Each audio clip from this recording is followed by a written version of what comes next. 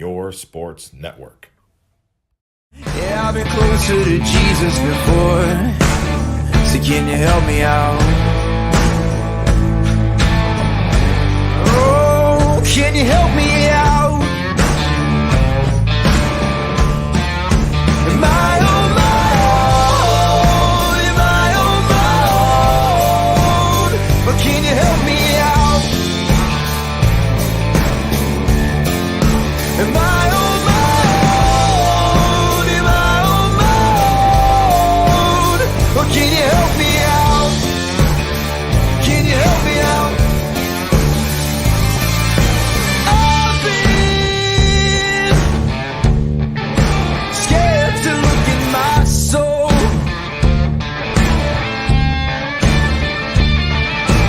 I've been afraid I would follow the road. Yeah, afraid of the things I've been told. Hello, everyone, and welcome into a Wednesday episode of Running Point on ysnlive.com, brought to you, as always, by our friends at Greenwood Chevrolet in Austintown, Anthony Hartwig, alongside Richie Giuliano. Richie, how you doing, bud? Welcome to another Wednesday. Doing great. Wednesday, going to be a good day. We had some talks before our show. We got some cool guests coming on, and We do. it should be fun. We have Ysn Mullichak from Canfield Boys Soccer, who I believe tied Howland. Yeah, they last tied, night.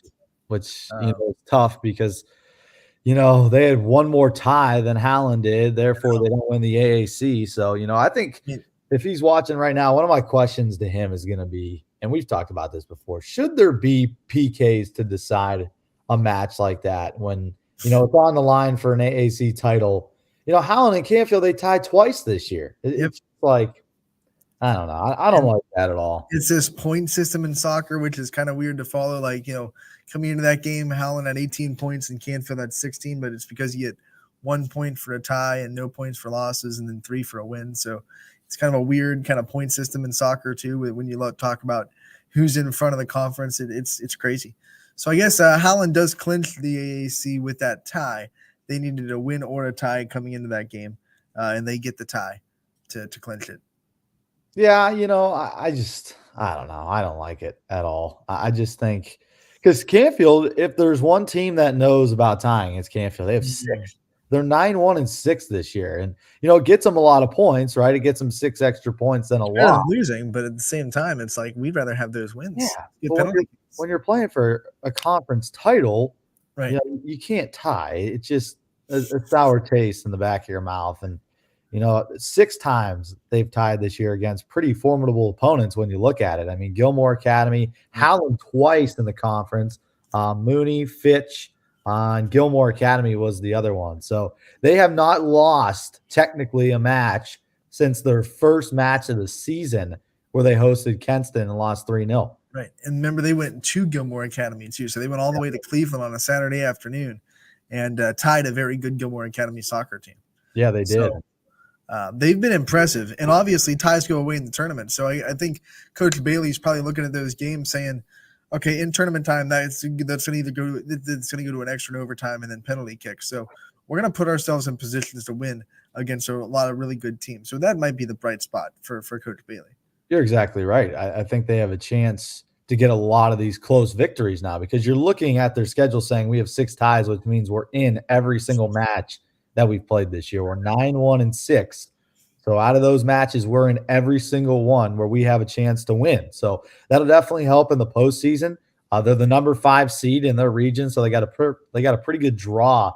They're actually getting a bye to the second round, and they'll host that second round game at Canfield High School. So they got a pretty good seed from the region, which is pretty tough.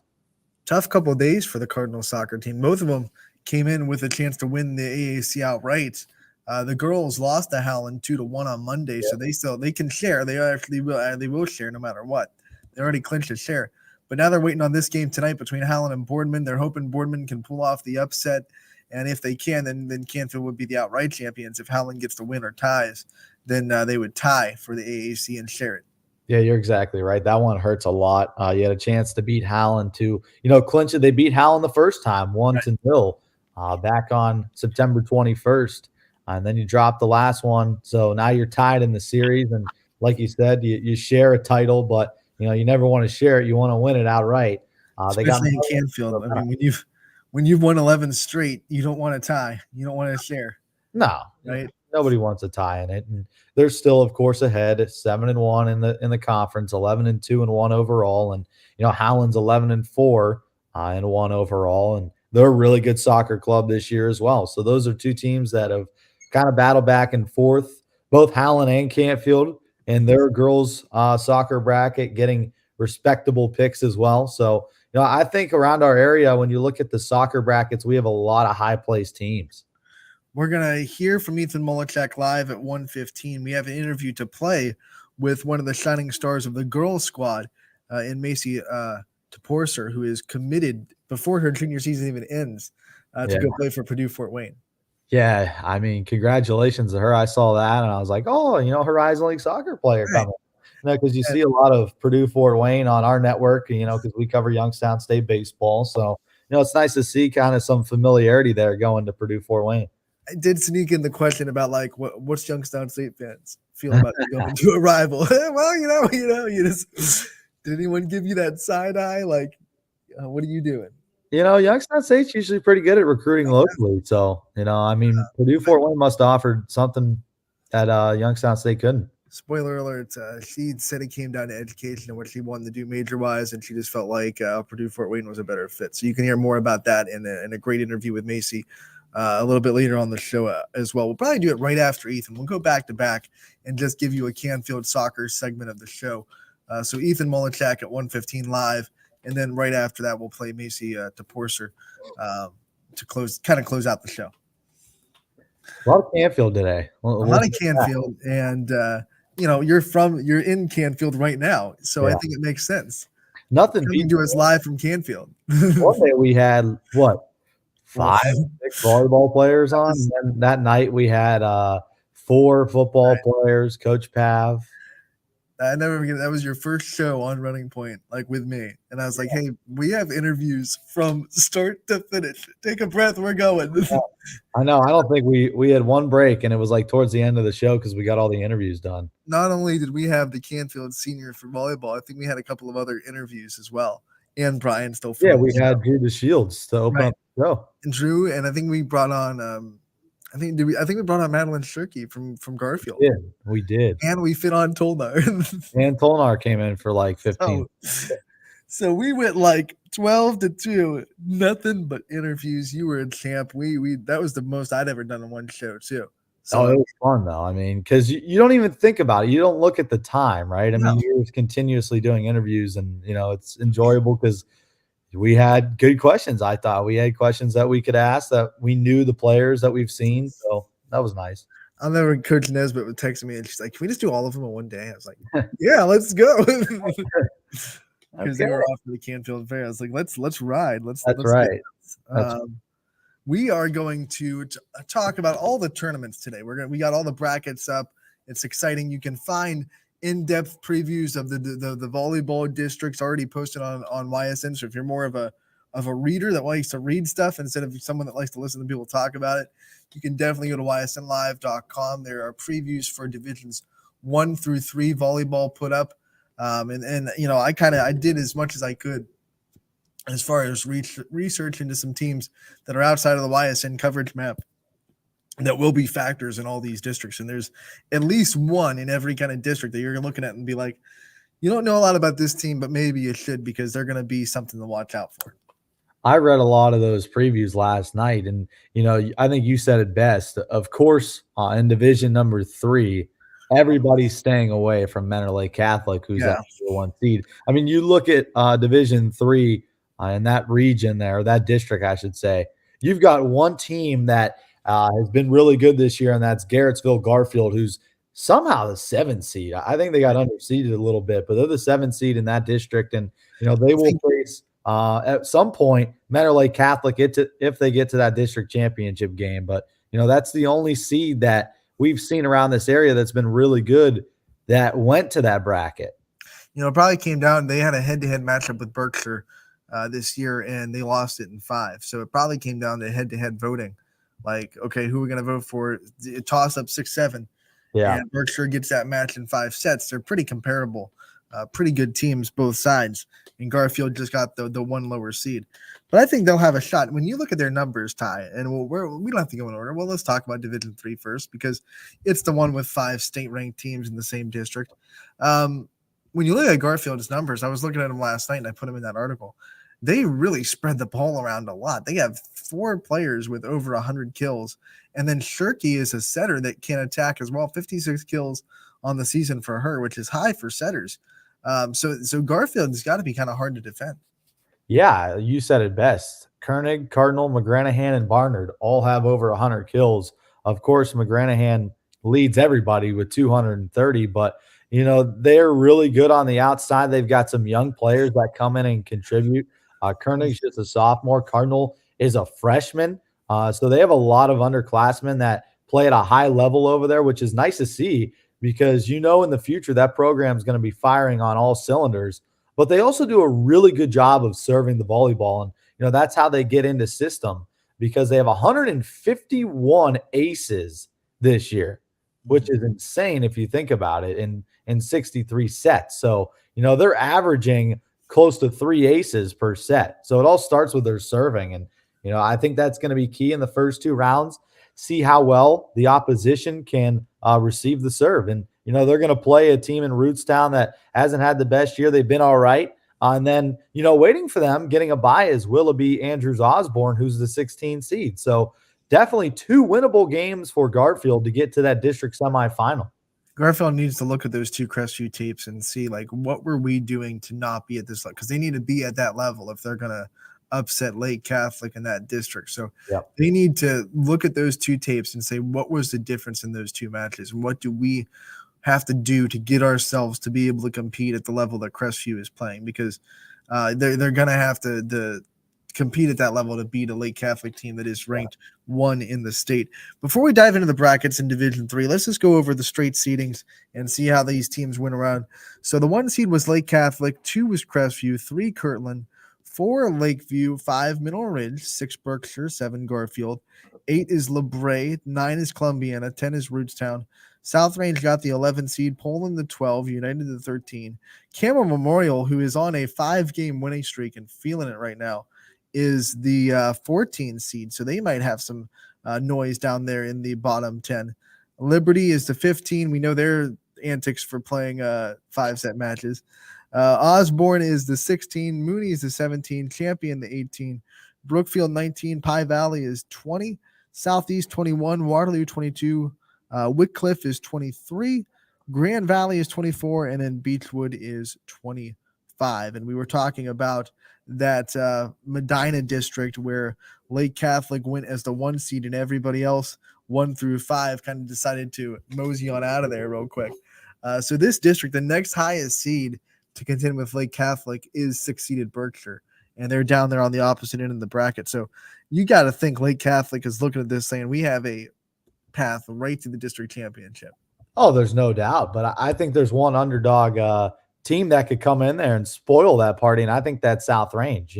We've seen glimpses of South Range being pretty good, and then there's been some glimpses of them not playing very good. So it depends on what South Range team that we see. That would be the district semifinal where they would probably get a chance at Mentor Lake Catholic. So, of course, they're the 11th seed. They're underseeded, but I think they have a good chance to beat Columbiana and LeBray, who waits in the bye round. And then if they get to that point, we'll see if they could put up a battle against Mentor Lake Catholic in the district semifinal. This is a South Range team that has pieces that they haven't been able to put together consistently this year.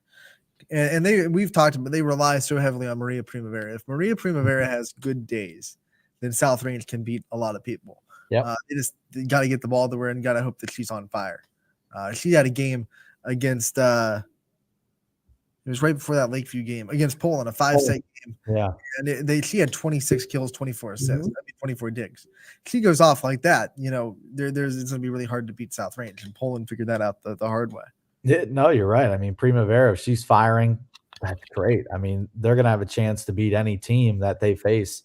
The question is, can Mentor Lake Catholic stop her? Because, like you said, they're a little bit one-dimensional with her being the best hitter, and they have a lot of underclassmen behind her that maybe have had some growing pains in their first 2 years of varsity volleyball. So just depends on any given night. If she's clicking for 26 kills and she could take over a match, you could get into the opponent's head, and just like that, you have a chance to compete. And if you get it to 4 sets, that's always a positive.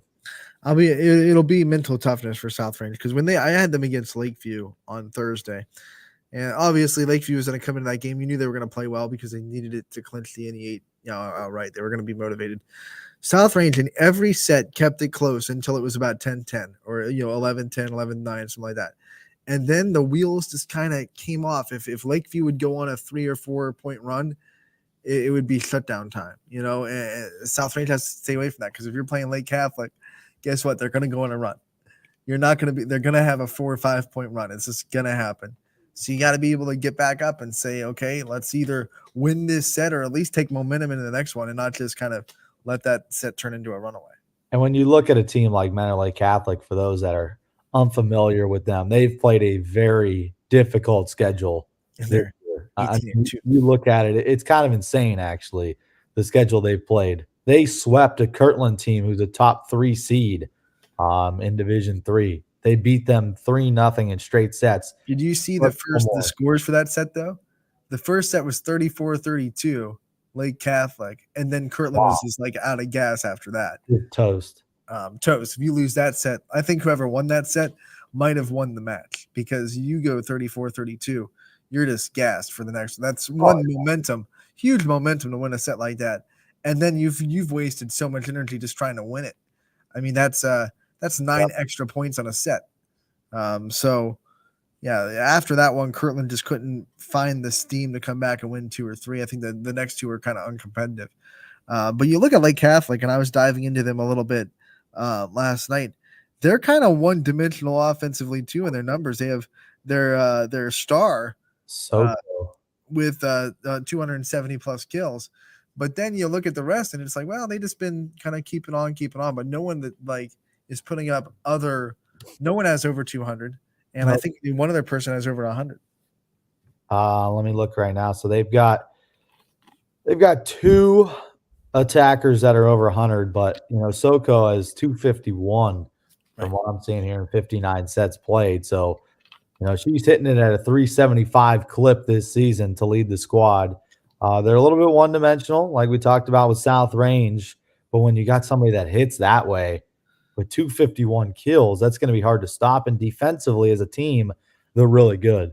They have 900 digs total as a team. So, defensively, they're doing a great job. Serve receiving, they've only had 53 receiving errors this year compared to 789 receptions. So, defensively, I think they're better than they are offensively, and those numbers kind of show there. Yeah, and you look at their blocking numbers too, are really good. 900 digs, but they also have 167 blocks as a team at the net.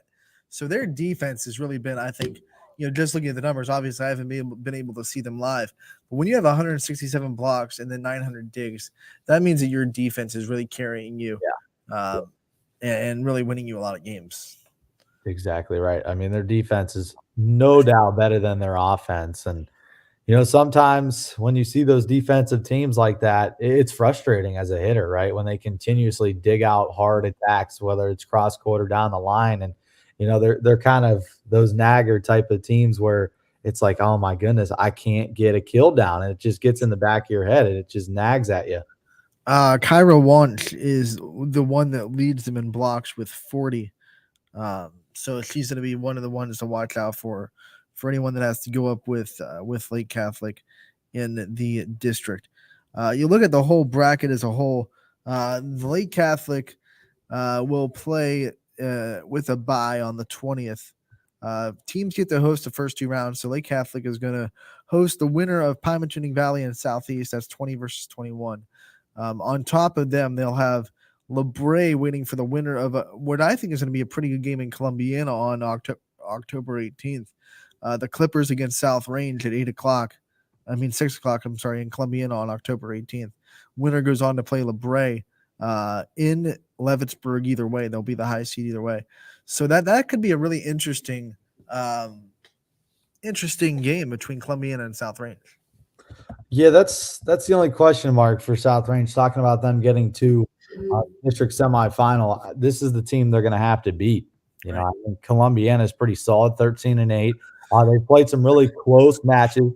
I saw one against Southern where they went 5 sets, and that was the match where they put up, I think it was 18 points, and then they won 18 to 16 the one set, and then they came out and they went on a 14-0 run in set number 5. So you never know what you're going to get out of Columbiana. They played some tough matches the last couple of weeks, so they've lost 3 out of their last 4 and don't know the confidence level of that squad. And, with South Range playing well the last couple of days, I think they might have a lot of confidence coming into that first round. And outside of Crestview, they might be the only team, Columbiana, that has multiple players with multiple triple doubles on the season, because Ellie Jackson has done it multiple times. Cameron Perkins has done it multiple times, and Ava Heinrich has done it multiple times. So all 3 of those girls are really versatile, and they can get digs, they can get assists, and they can get your kills too. So all 3 of them have had multiple triple doubles on the season. And what's crazy about this squad? They're all sophomores. They've got 2 seniors on their team. Like, when you look at their leaders, Heinrich, who leads them in kills, she's a sophomore. You look down the list with Jackson, she's a sophomore. So they're young.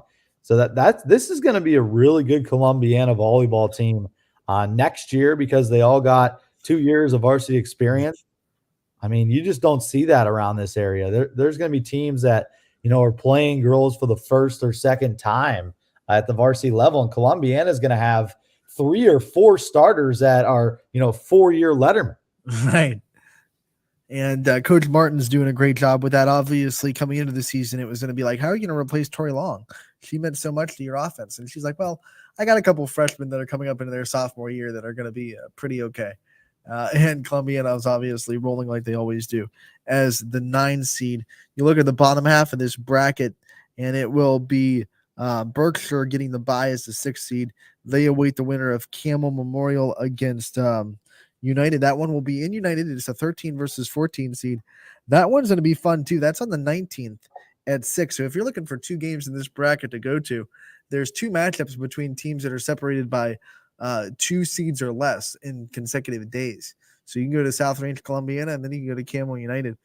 Camel's on a 5-game winning streak right now, and on paper they should make it 6 tonight against Cheney. So Camel is getting hot at the right time. And if they win, they'll go on to play Berkshire, the 6th seed. And then the other bottom half of that bracket is Rootstown against Garrettsville Garfield. That's 7 versus 10. And then on the they'll go to play the Andrews Osborne on the 16 seed. That'll be on the 22nd. So because 1 through 5, because 2 through 5 went to the other bracket, I think there's a lot of really interesting first round matchups in this one. A lot of 7 versus 10. You have 13 versus 14. You have 9 versus 11. So it makes the first couple rounds of this bracket really interesting, even if Lake Catholic is by far the favorite to win the whole thing. I think when you look at Garrettsville Garfield, I think they have one of the best chances to get to that district final. When you look at this bracket outside of Mentor Lake Catholic, of course, who's the number 1 seed, because you're expecting Berkshire to beat the winner of Memorial and United, but you don't know because, like you said, Campbell's been playing really well. And if you could get Berkshire back in the district semifinal, a team that beat you in 5 sets, I think Garfield the second time around might have the edge there, and they might be able to get to that district final. And, maybe one team will pull off a miracle and beat Mentor Lake Catholic and knock them out. And, if that's the case, then Garfield's going to have a chance to win that district.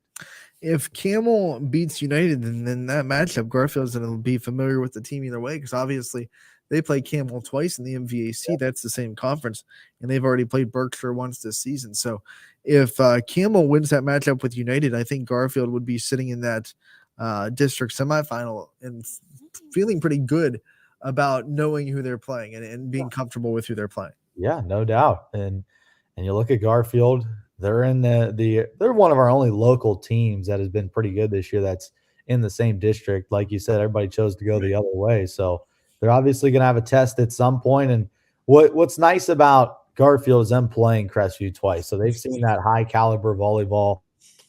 They're not going to be surprised when they show up to the gym because they've seen it before. And if they could stop that one hitter on the outside, you never know. They might have a chance. You know, we all were wondering going into this draw, you know, who was going to follow Lake Catholic or if anyone would follow Lake Catholic. And the answer was nobody. And this makes this Grand Valley district nuts.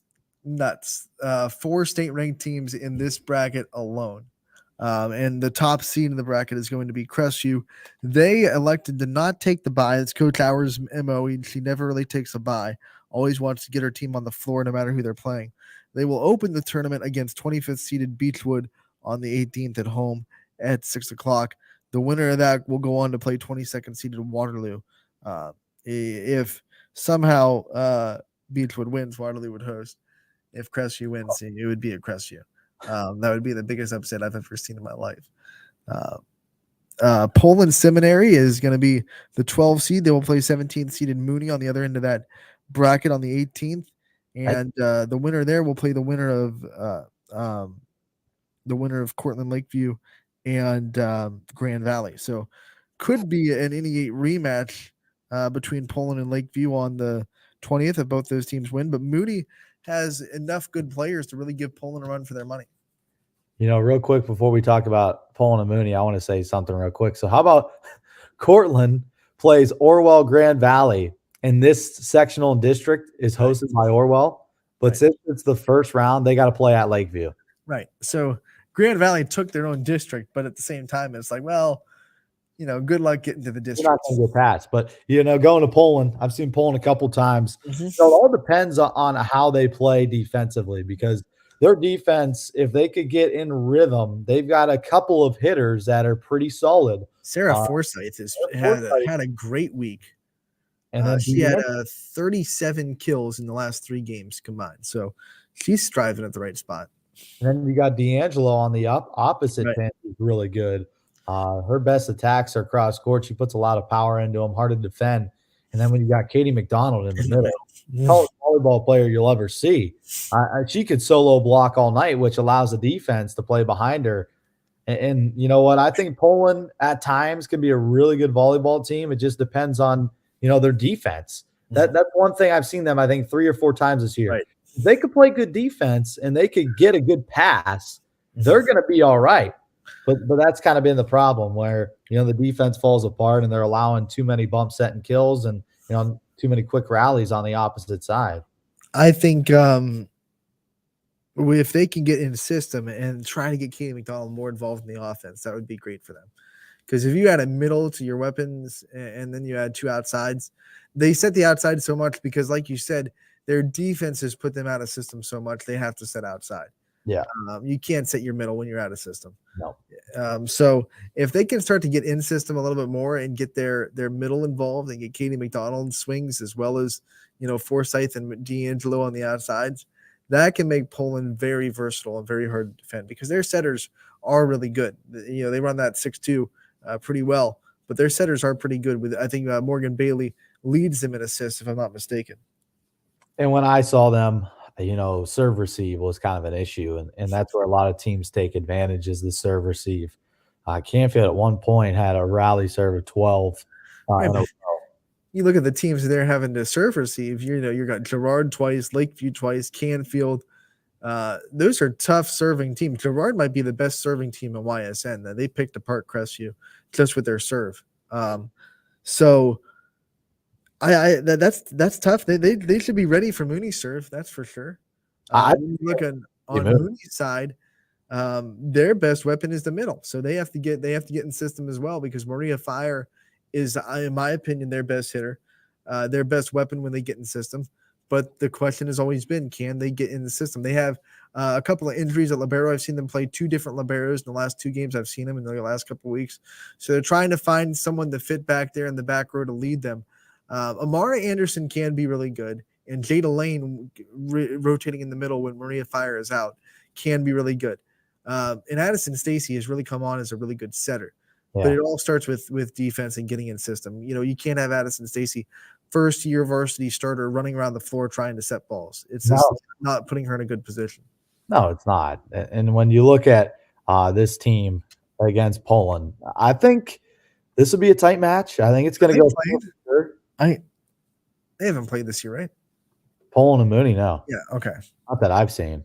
Okay. So you got two teams that haven't played one another, but there's a lot of film that you could watch where you have, familiar opponents that have played each other. I mean, we've talked about it. Mooney's played a lot of teams that Poland's played. They just haven't played each other. So, I think it'll be a good match. It's definitely going to be tough to get past that sectional final to get to the district semifinal because, Lakeview is kind of dominated when they played Poland this year. So I think it's definitely going to be difficult.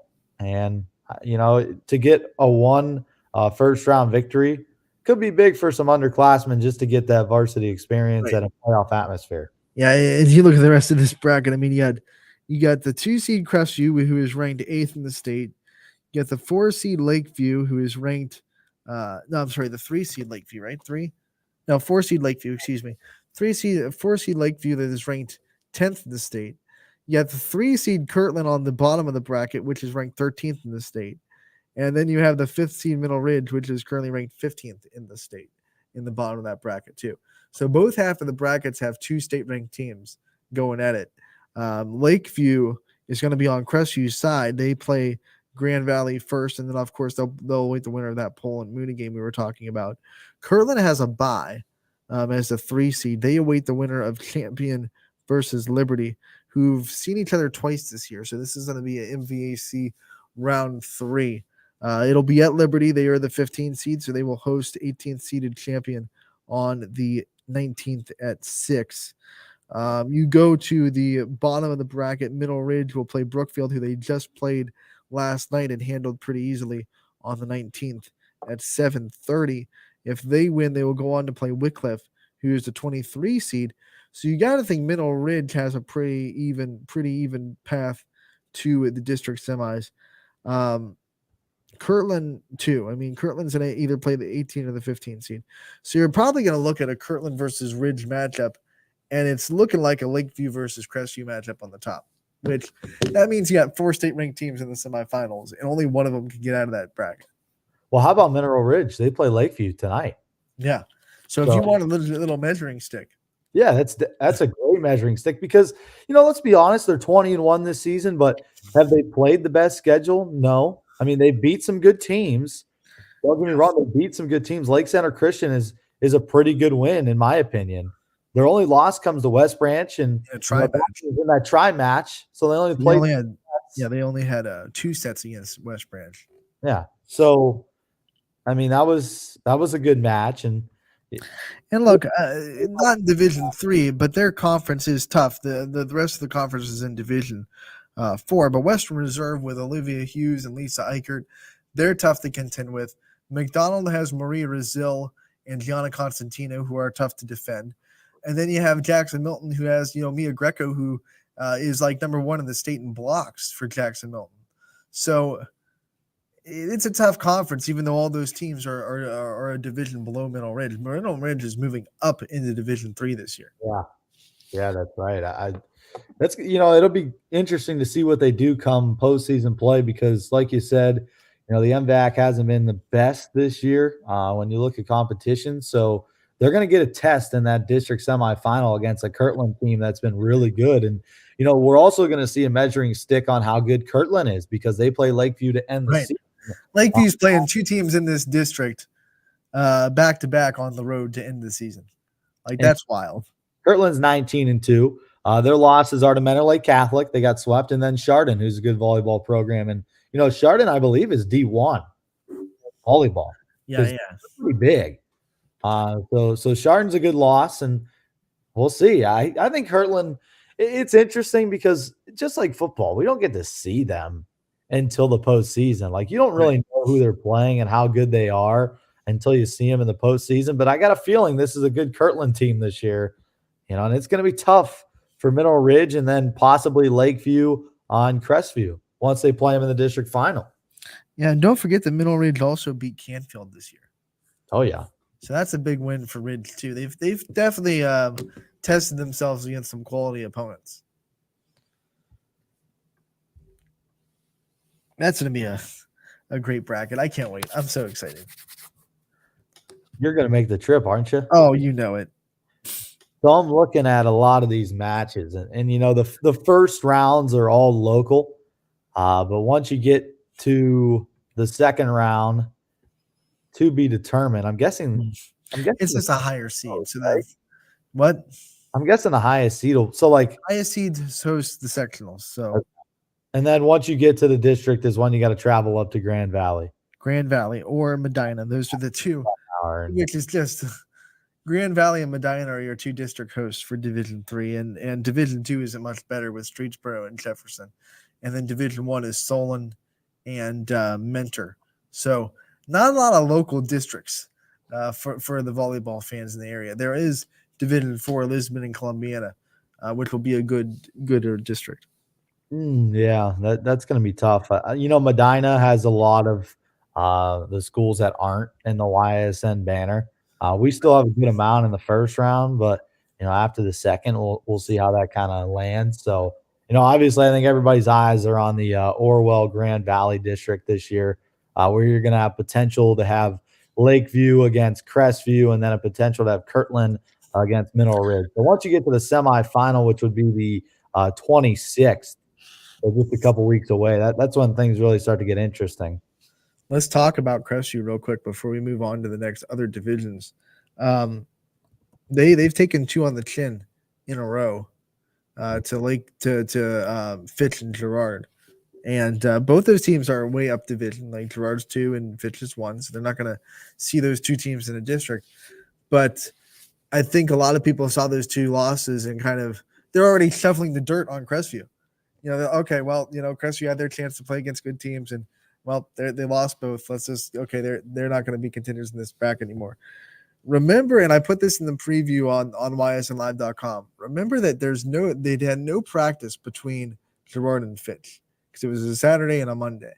So Coach Howard did not have time to see the problems on Saturday, go and fix them on Monday before the Fitch game. Now she's got two pieces of film that expose what some of their weaknesses are. And if you don't think Coach Howard will go and correct those, you don't know volleyball, because he's one of the best coaches in the area as far as breaking down film.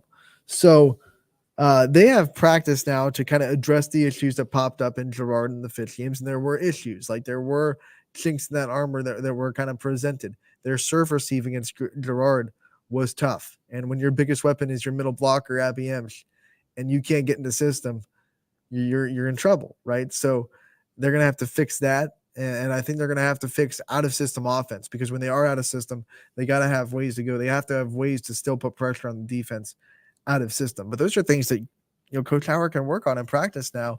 And they're still really good volleyball players on that team. Grace Hour and Abby Emsch are ridiculously talented volleyball players. Grace Hour is a triple-double machine. I put it in the preview. She has like 200-plus kills, 200-plus digs, 200-plus assists.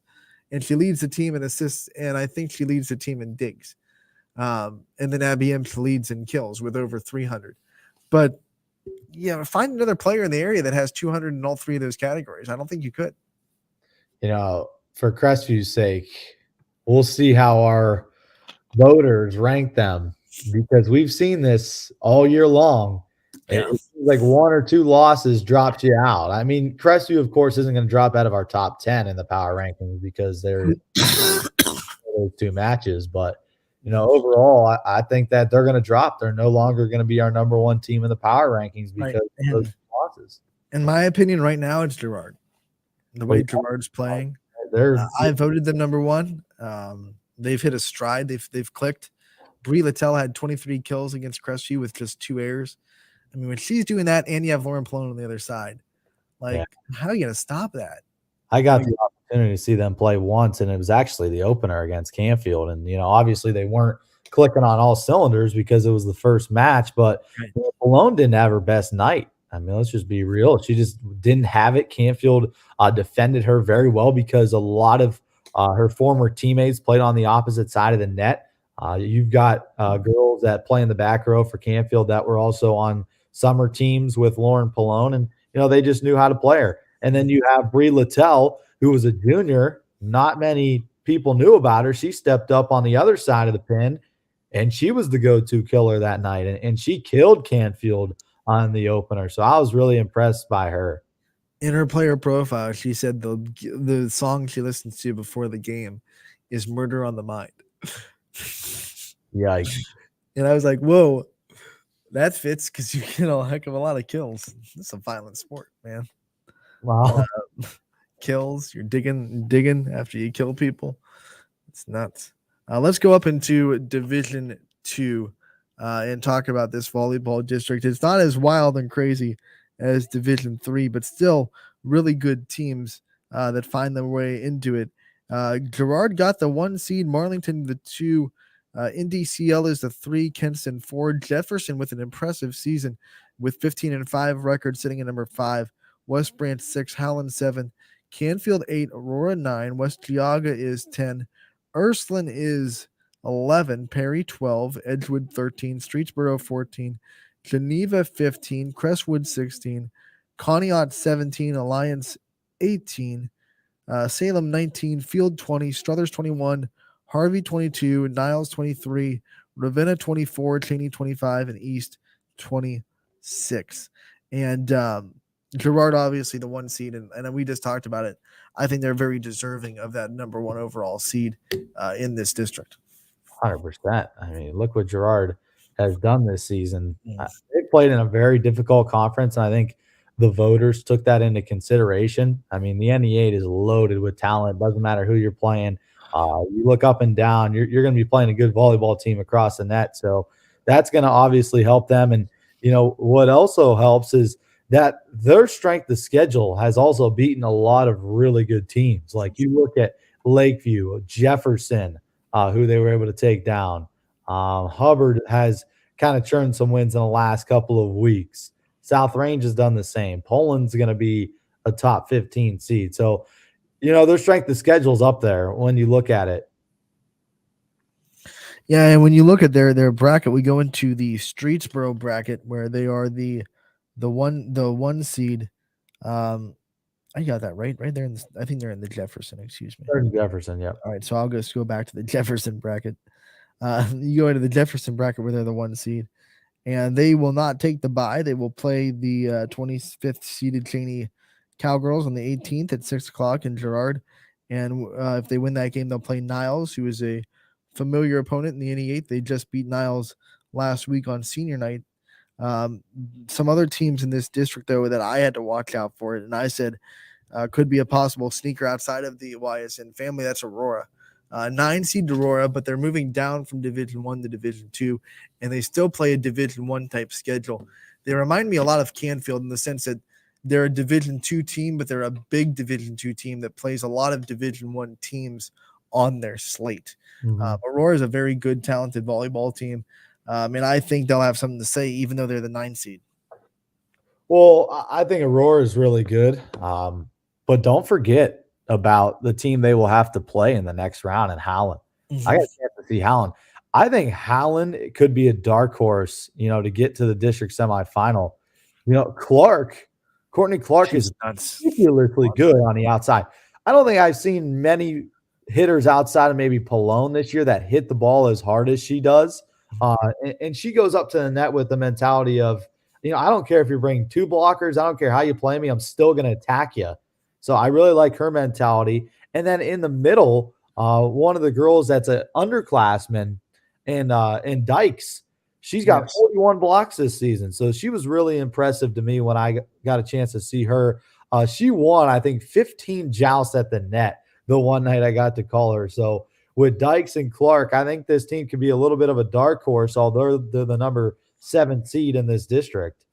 Yeah, and then you have Masucci in the back row as the libero, who's a really good defender, just a good athlete. Like, you can have a really good athlete back there as your libero. But I think Courtney Clark, what makes her so good, she can hit from anywhere on the floor. I've seen her hit back row really well. They move her to the right side when she rotates into that position. And she obviously hits on the left pin really, really well as well. Yep. So Courtney Clark can really hurt you from anywhere on the floor. And I think she's a full rotation player for Howland for that reason. Yep. Yeah, she could hurt you anywhere. I mean, they have her a lot in the back row, and she hits a lot of good balls from the attacking line. So even when they have her in the back, they still target her as one of the main hitters. There was another attacker that I was impressed with, and that was Matlock, Kyron Matlock, Yes. who kind of comes into the rotation when you have Clark in the back row. And she was pretty good on the outside. I think that's a player that they could lean on.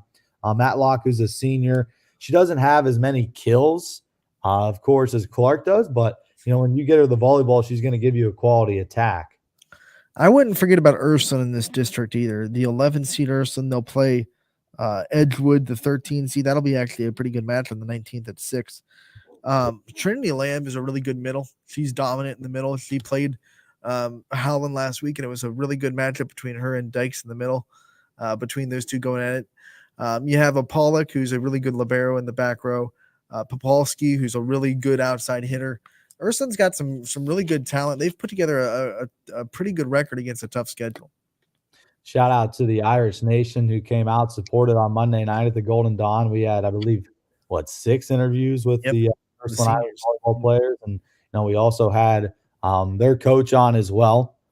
We had Nate Zunick, who came on and talked at the Golden Dawn, so be sure to go check out those interviews that we had with all of the senior Ursuline Irish volleyball players. And I know they were ecstatic last night because we were at the Dawn doing some interviews with the Ursuline Irish football players, and Grace Leslie, who called Steve our GM, and they were all pumped up because they beat Mooney on the road in 4 sets. And it doesn't matter what sport that is, the Holy War is significant to those fan bases and schools. That was a split because Mooney beat them the first time, so they got to split with Mooney, both teams winning on the other team's floor. But I think Ursuline's a team that you can't forget about in this district. Obviously, Girard's going to be the favorite, but then when you look at the bottom half of their bracket, someone they haven't seen yet this year is Marlington. And Marlington is a team that maybe not a lot of Ysn fans know. I'm sure West Branch fans and Salem fans know them all too well. But their sophomore Graffis is one of the best hitters I've seen all season. And then you got Evanich in the middle, and you have a really good setter. Marlington is a really, really good volleyball team. Yes, they are 17-3 this season. Their losses come to bigger opponents. Madeline Jackson being one of them. Archbishop Hoban, who has wreaked havoc on our valley, and then Notre Dame Cathedral Latin. So, those 3 teams combined are top 10 teams in their respective regions. You got Austintown Fitch, which is a big one coming up tomorrow night at Fitch. So that'll be a huge matchup when you look at it. I believe Ty Bartell's got the call. He does. Big game Ty. He's going to swallow that one up. Yep. So Marlington 7-3 against Austintown Fitch 18-2. That should be a nice test for the Dukes and a nice measuring stick on where they're at, because Austintown Fitch, of course, is a couple divisions above them. Yeah, and that loss to Madeline Jackson, by the way, they're the 1 seed in Division 1 in our district. So that's not a tough loss at all, and that's what we call a quality loss if you're Marlington. So Marlington's a quality team. They'll be waiting for Girard in the finals if numbers play out like chalk. And then you look at the Streetsboro district, and the story of this one is Notre Dame Cathedral Latin. They've been running this division for a while. They have Juravicius, who is, I'm going to say it, I think she's the best player in the state of Ohio. She's come in to play at Nebraska, which for non-volleyball fans, Nebraska is one of the blue bloods of volleyball. Always a good program, national championship contender. So when you're committed to playing Nebraska for volleyball, that's as if you're committed to playing football for Ohio State, or you're playing basketball for North Carolina. It's one of those programs in volleyball. So Juravicius has been doing it for a while for the Lions, and she is going to be a problem for teams in this district. It's crazy. They get the number 3 seed, Ant, but they're 13-6. That's just the amount of tough teams they've played this year. They've played almost every Division I team around their area that you could think of. Notre Dame Cathedral Latin, which is located up there in Chardon, Ohio. So the northeastern part, about 20 minutes outside of Cleveland. And they play a lot of those Cleveland suburb teams, including Mentor Lake Catholic, who they got beat by, and then they just beat them. When you look at that, they've won so many district championships in the last 10 years. And I don't ever remember them being a 1 seed because their record is always mid, right? So the coaches look at that 13. At some point, they're going to have to be like, hey, Notre Dame Cathedral Latin, they might be 13-8, but they're a 1 seed. Let's just be honest, Not this year, and I haven't seen them be a 1 seed yet, but they're still managing to win district championships which proves that seed doesn't really matter in this bracket. You have to go and earn the seeds that you're given. Yep. But they are in the Streetsboro district, and they will have the first round bye. They will play the winner of Mogador Field and Crestwood. But you look at some other YSN teams that are in this bracket that'll have to try to find a way to contend with them. Canfield has a home game on the 18th at 6 o'clock against Ravenna.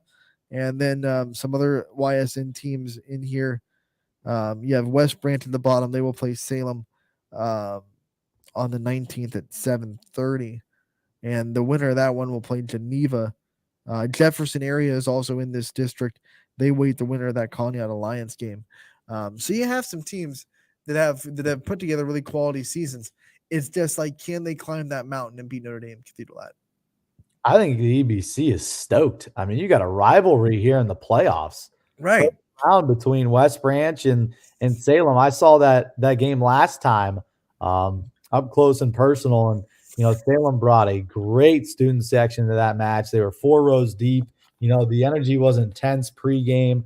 Unfortunately for Salem, their home crowd kind of went home sad after it was a 3-0 win for West Branch. But anytime that you have a rivalry match, you're going to get a good crowd. And I think the OHSA might have planned that on purpose, knowing that West Branch and Salem are going to get a packed house in the first round. Yeah, I don't care what the records are or how much of an underdog Salem or West Branch are in that matchup. They're gonna show up, and there's gonna be energy in the stands. That's for sure. I think West Branch as a 6 seed, Jefferson as a 5. I've seen them both. I think West Branch would have the edge in that matchup if it happened just a little bit. I think they're a little bit more versatile in where they can attack you. But when you look at Jefferson and the things that they've been able to do with just one senior after losing such a good senior class last year, I think Jefferson is the surprise of the season for me, because last year they really hung their hats on blocking at the net, which with Taylor Skinner. And she was statistically the best blocker in the N8, so she was better than anyone Gerard brought. She actually beat Tara Lytle last year in blocks out of the middle, which is impressive because we all know how good of a middle blocker Tara Lytle is. So when they lost her and they lost some of their other blockers, Coach Palm did a really good job of just reorganizing what they were good at and saying, we're going to play a different style of volleyball to match our strengths. And everyone kind of bought into it. A lot of people are in different places that were on varsity last year. I know Remington Ryan, who was mainly a back row player last year, is now playing outside hitter. Their only senior stepping up and, kind of personifying that role of whatever it takes for the team. And she actually leads them in kills, I think. So talk about stepping up. That's your first year as an outside hitter, and you do nothing except lead the team in kills. So Jefferson has been doing a lot of that this year. I think they have a very commendable season. And if they do play West Branch, that'll definitely be a fun game down in Streetsboro. Jefferson just beat Ashtabula St. John, who's 19-2. So one of St. John's 2 losses beat them in 4 sets on the road as well. And don't forget, Jefferson beat Gerard this year. Yeah, they did. They beat him 3-1 in 4 sets in their last matchup. Yeah. And I talked to Coach Walters after that game, and he said Gerard in that game was playing the cleanest volleyball he'd ever seen. They were just digging everything. Their hits weren't going out. Helena Edgar had 48 assists because their attackers were just on point. One of those times where you're a little off and the team across from you is almost perfect. That's how you get an upset. Yeah, well, yeah. I mean, you got to play perfect, and a lot of the teams are going to have to do that as well. I think Jefferson could be a dark horse. They're locked. Chardon, Midview, who's pretty solid, and Lakeview twice. So Lakeview twice, Chardon, who's Division I, which we've already talked about. Midview in a try match, so that was only 3 sets, and then Gerard. So all 5 losses are really good losses. They were 11-3 in the NE8. They are 8-1 on their home floor. So definitely an impressive 2022 campaign with only 1 senior in Remington Ryan. Exactly. Very impressive. We're going to take our first break of the day. I almost called you Ty, Richie. And we will come back. We'll have more tournament talk. And don't forget, we'll have Canfield soccer on the second half of the show with Ethan Mullichak live, and then Macy to Porser pre-recorded. So don't miss that and more on Running Point, brought to you by Greenwood Chevrolet in Austintown. 21 News delivers the news as it happens, using the latest technology from where it happens. On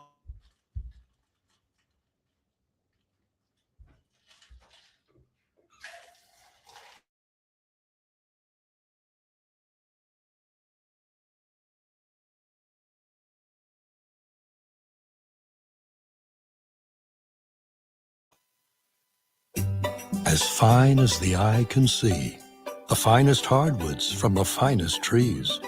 Made for your home and within your means, Baird Brothers will help fulfill your dreams. Let life and light come shining through in quiet morns. And heavy traffic, too. Find your easy-to-afford fine hardwood floors and doors and more at BairdBrothers.com. Every customer has a story, and at Greenwood Chevrolet, we are committed to making sure it ends with you in the right vehicle. I get to be part of somebody's adventure, whether it's buying a car for the first time, helping them get approved, or finding the perfect car for their budget. I'm proud that people trust me with their finances. They trust me to take care of them, and they trust me with their story. I'm Tracy, and I'm ready to go the extra mile for you, only at Greenwood Chevrolet.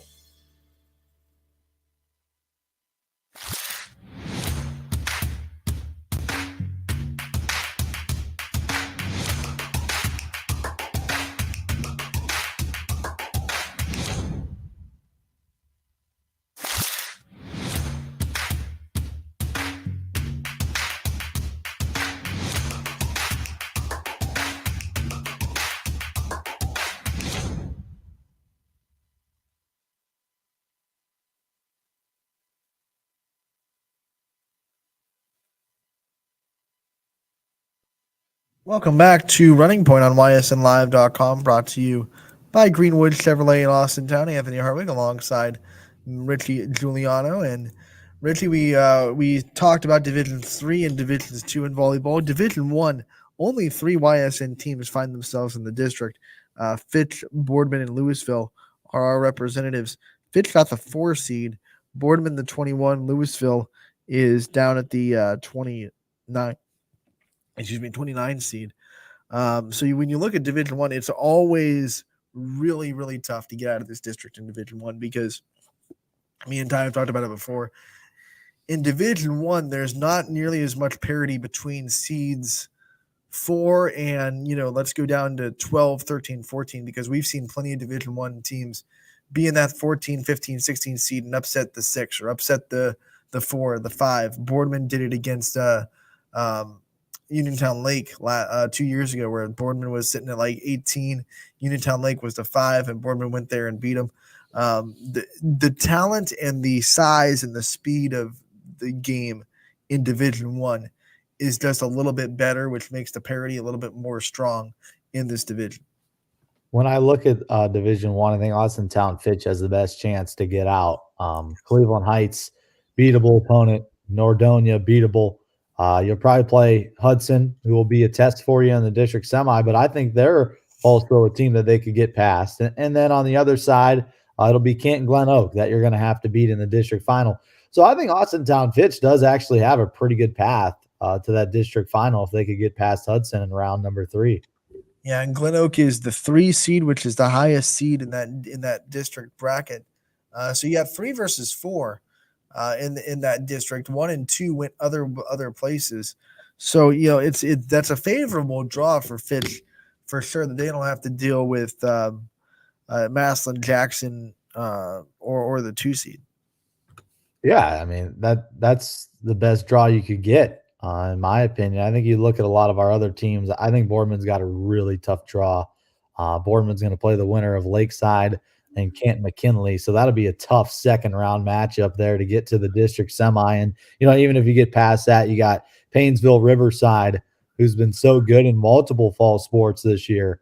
We see them in football; they beat some of the best teams in our area, in Chardon especially. They beat Chardon, who's their only loss, and then in volleyball. they're pretty good this year as well. So Boardman's got a tough draw, and I think Austintown Fitch has a good chance to get there.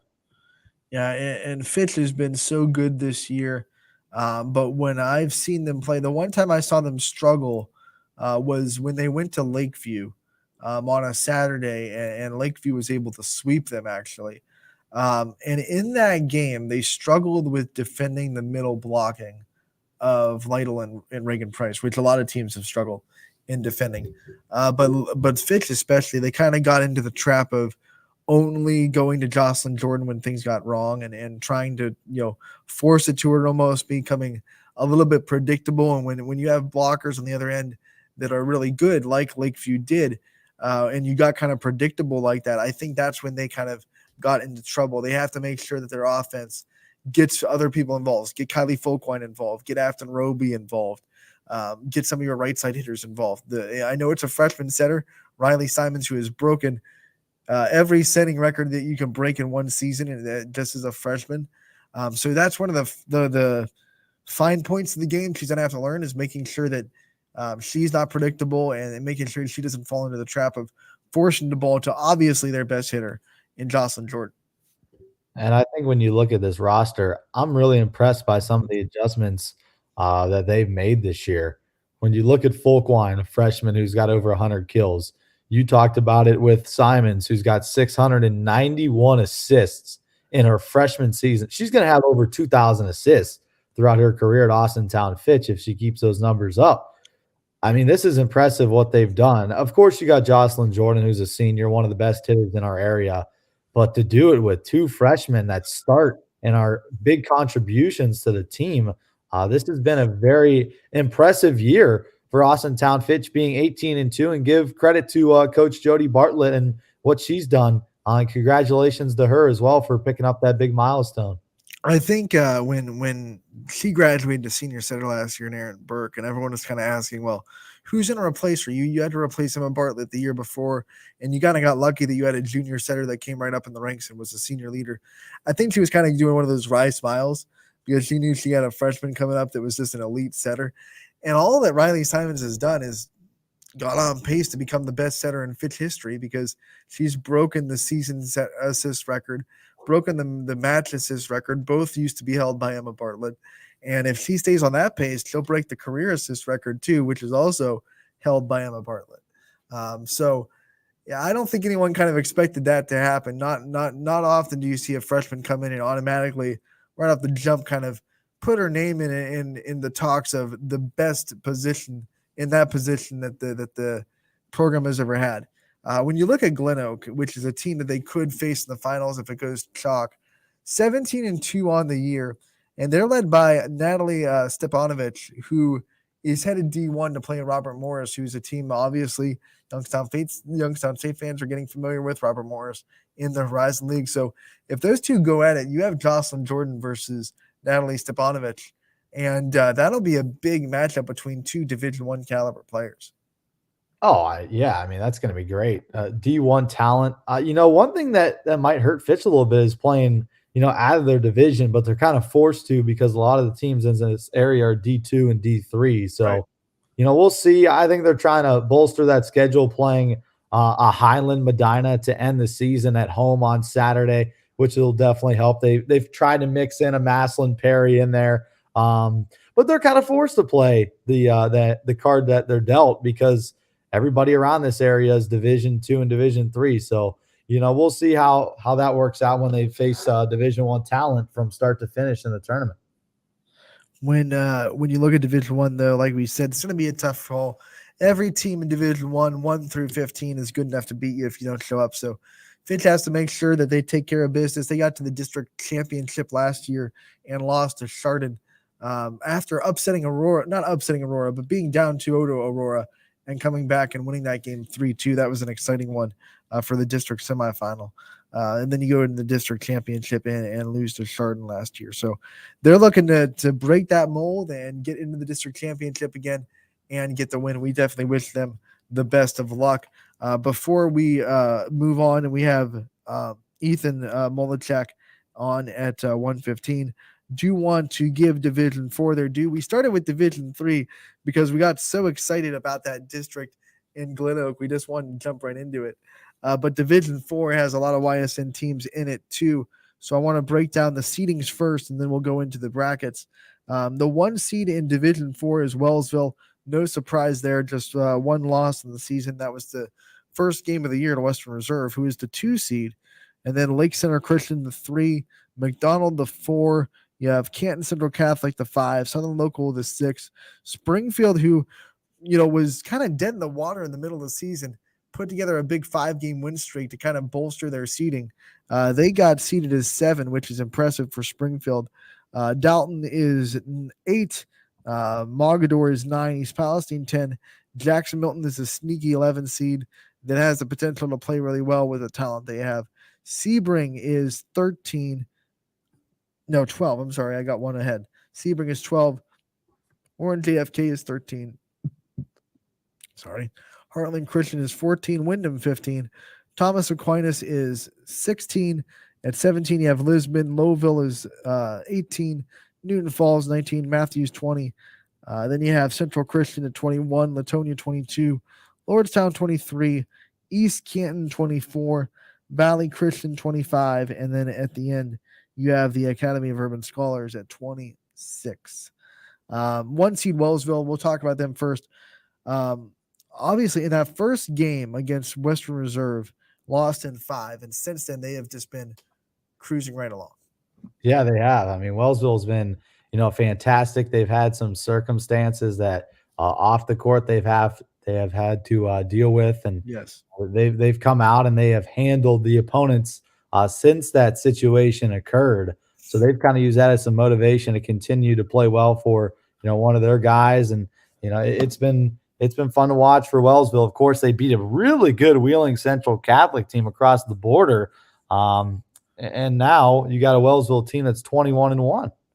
And they also have 2 wins over Fort Fry, which were impressive, winning at home and going on the road to beat Fort Fry twice this year. Those are big quality wins. Wellsville is in the middle of that bracket. They will, the Lisbon bracket, they will open up with Valley Christian, the 25 seed. The winner of that game will play the winner of JFK and St. Thomas Aquinas, which is 13 versus 16. And then you go over to the top of the bracket.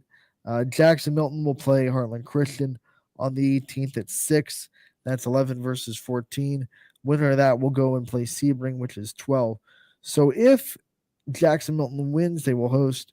If Heartland Christian wins, then it will be at Sebring on the 20th at 6 o'clock. The bottom half of that bracket that Wellsville will have to contend with contains McDonald, which is a very good team that unfortunately has been dealing with the loss of their setter for the whole season, back in the middle of the season. East Canton, they're the 24th seed. They will play McDonald. Winner will go on to play the Urban Scholars. East Palestine, the 10 seed, is on the bottom of the bracket.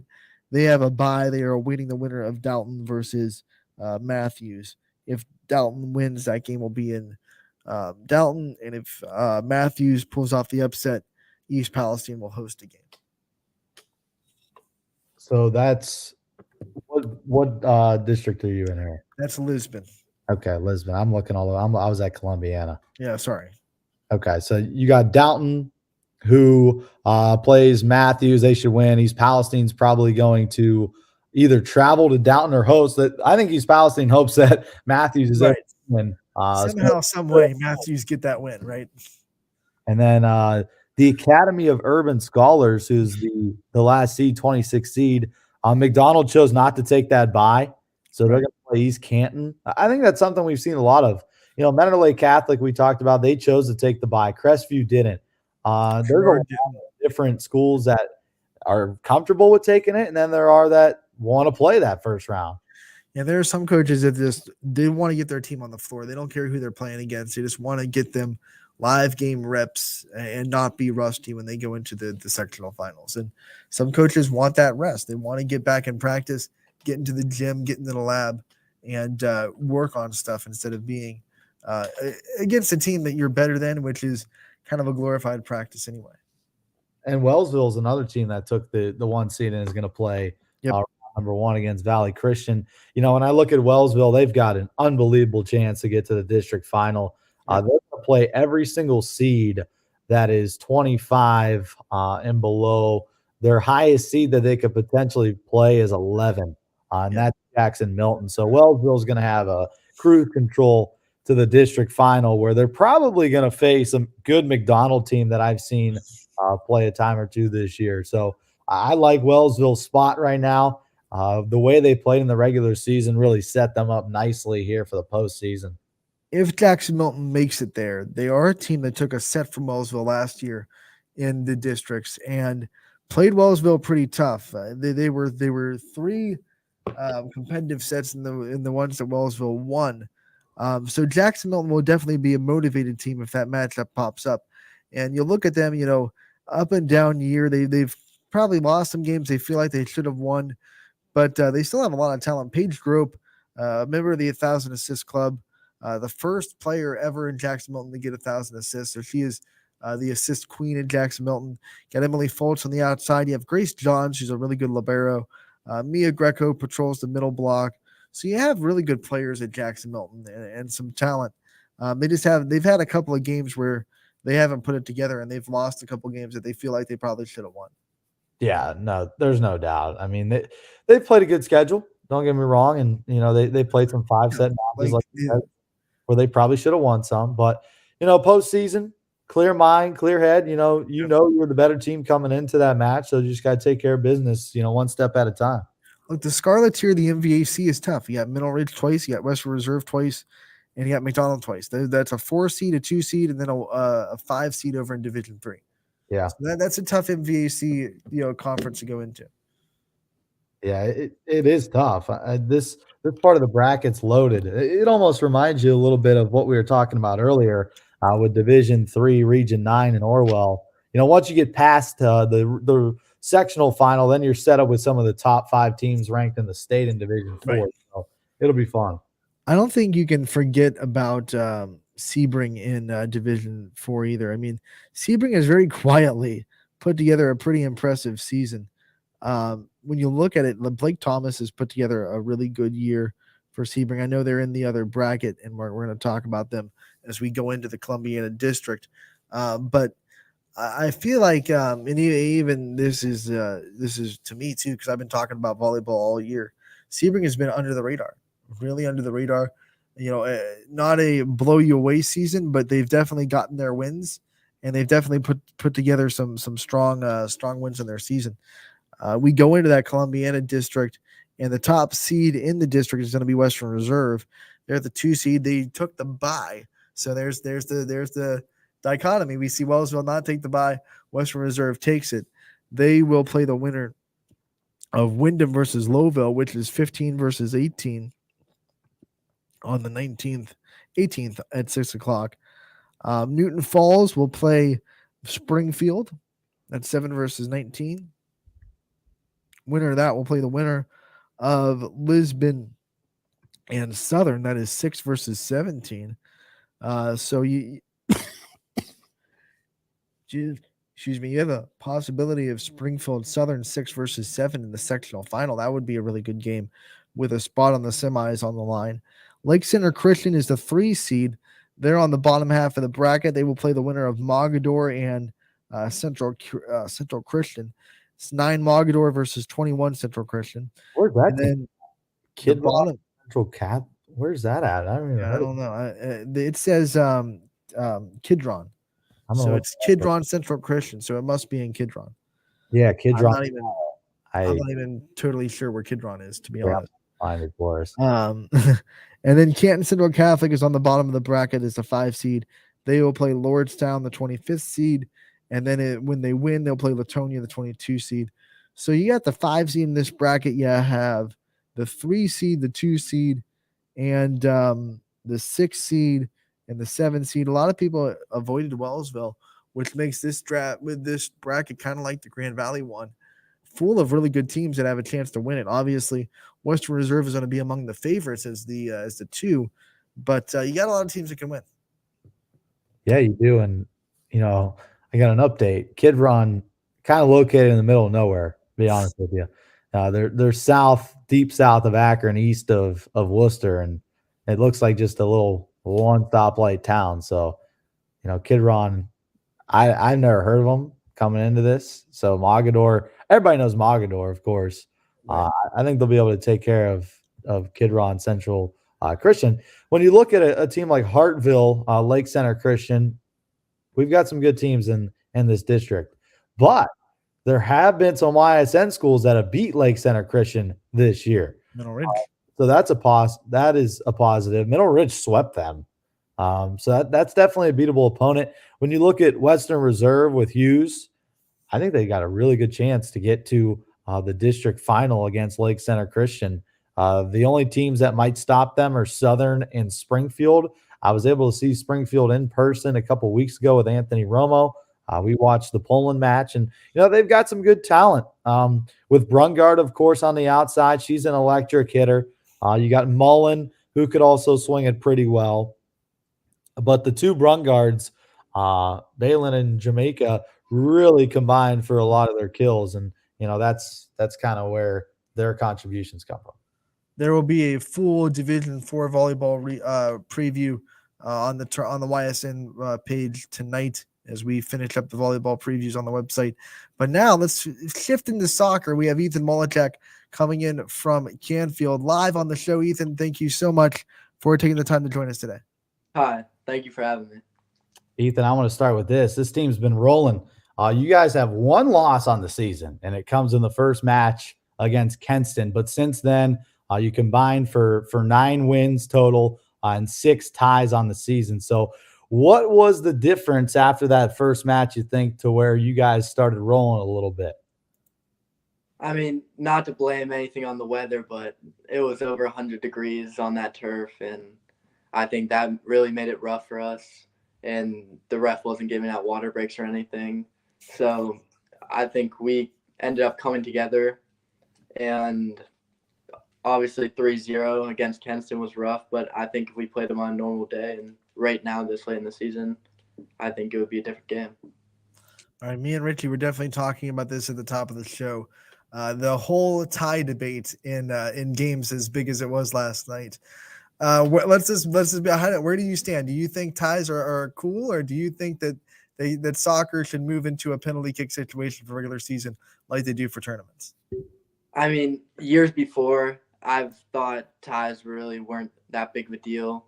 You got a tie, but this year really with 6 ties and with us having in almost all of those ties, we have the momentum going forward.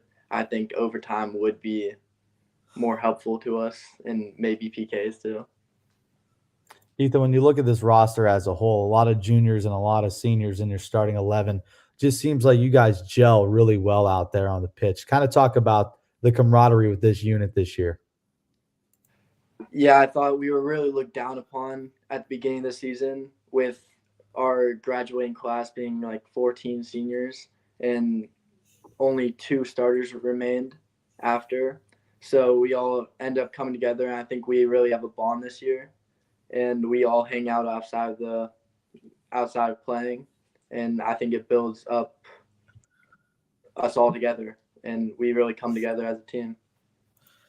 Coach Bailey coming into his first year with you guys, what has he brought to the program, and what do you think has been his biggest impact with this team? I think definitely the formation issues. We really thought our defense wasn't going to be very good. Switch up our formation. I think we came together and we were able to figure it all out. And as it shows at our goal differential, that our defense has really upped their game. Ysn, you were elected as a captain as a junior this year. Kind of talk about what that meant to you for your team to look at you that way, to be a captain. I was definitely honored to have them see me as a leader, mostly just being a junior. But to them, I don't think it mattered that I was younger. I think they knew that I could bring a leadership and help everyone out as a captain, and I think they voted me. So it really meant a lot to me. When you get that election and you know, okay, now I'm the captain, what kind of leadership responsibilities did you put on yourself, and how would you describe your leadership qualities?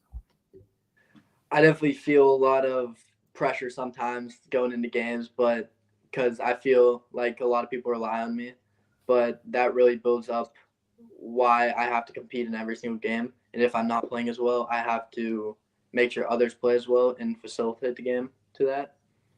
And as a leader, I try to get everyone more in the zone before and after games. And we try to have fun at practice and everything while also staying in check and getting better at the same time.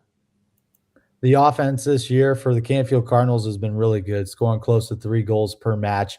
When I've watched a couple of your matches this year, yourself and Ben Kovac, who's another captain on this team, really have a good connection. Either you're feeding him for an assist or he's feeding you. Talk about that connection that you two have. I mean, I've played with Benny for a lot of years now, and I think just this year we're able to come out and make the team kind of shape it into how we feel that Canfield soccer should be played, more possession and like having connections from over the top and through balls and everything.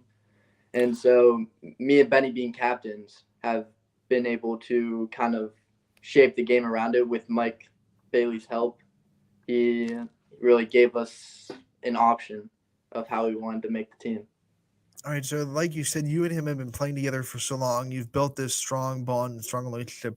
What kind of advantage do you think that gives you on the field to have someone that you can know what they're doing before they even do it? One of those kind of connections. What kind of advantage is that against other teams?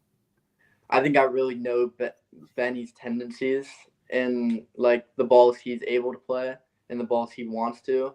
So he kind of knows where I'm going to be, and I kind of know what ball he's going to play. And I think the same vice versa. And that really helps us out because the defenders don't really see it coming sometimes. Your team has played a really grueling schedule this year in the regular season, playing a lot of really tough teams.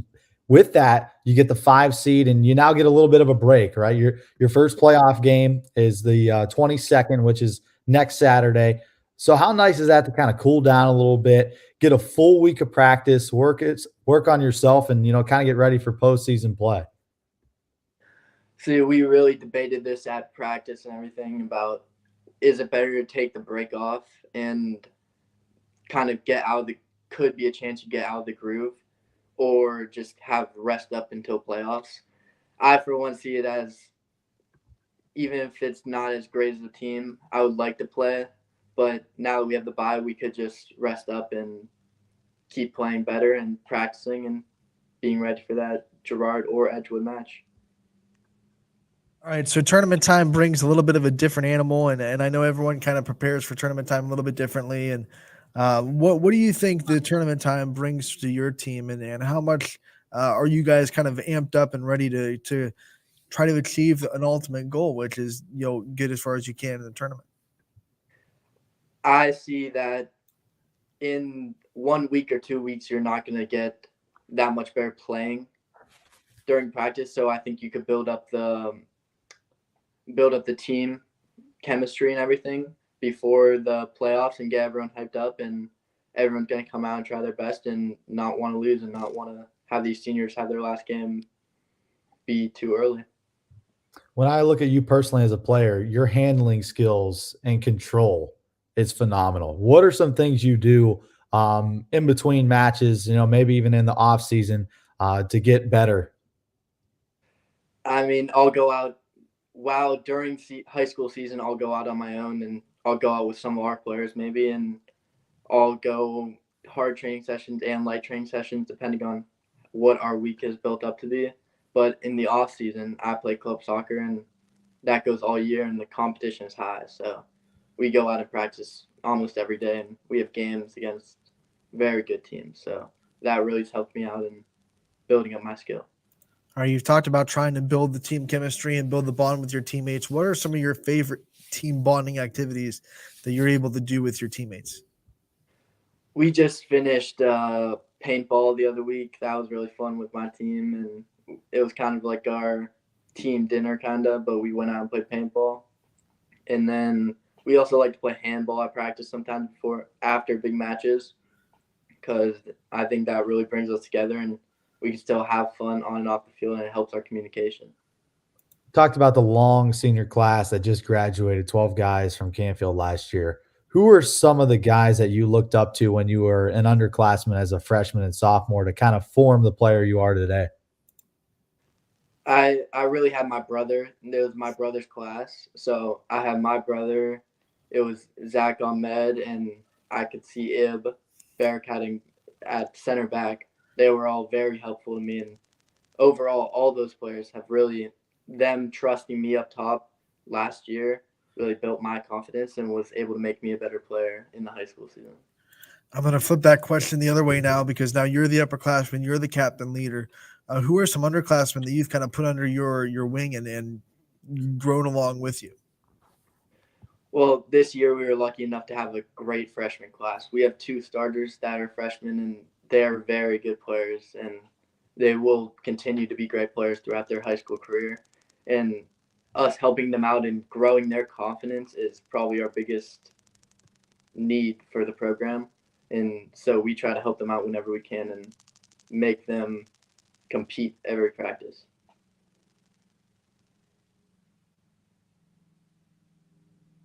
Which was very tough conditions. This team has been in every single game that you played in this year. How much does that help going into the postseason, knowing some of these ties are going to turn out to be wins once you get into the district and hopefully the regional part of the playoffs? Like I said earlier, in almost every one of our ties, we have the momentum going forward, and I feel that over time we could put one in. Like last night we played Howland, and I felt if we kept going, we could have kept going. We could have put one in and win, but didn't come out to that. We ended up tying 0-0, but I think we really have the momentum and drive to win these games, even if it comes down to it. All right, let's get to know you a little bit off the field before we let you go. If for some terrible reason you ended up on death row, don't ever do it. But if you were and you had to pick a last meal, which includes food, dessert, and drink, what would be your last meal? Probably some kind of steak as the food. And then as the drink, I'd probably go like a Shirley Temple route. Mm-hmm. And then as a dessert, I'd have to say like tiramisu. All right, boy, this is important. How do you like your steak cooked? Medium rare. All right, there you go. That's how the men do it. Let's go. Mm-hmm. What is your favorite class at Canfield? And maybe give a shout out to one of your favorite teachers that you had. Right now, my favorite class is probably AP Lang because I really like Mr. Rourke, and he's a great teacher and helps us out a lot. He comes to some of our games with his kids. And one of my all-time favorite teachers is Coach Tinky back at the middle school.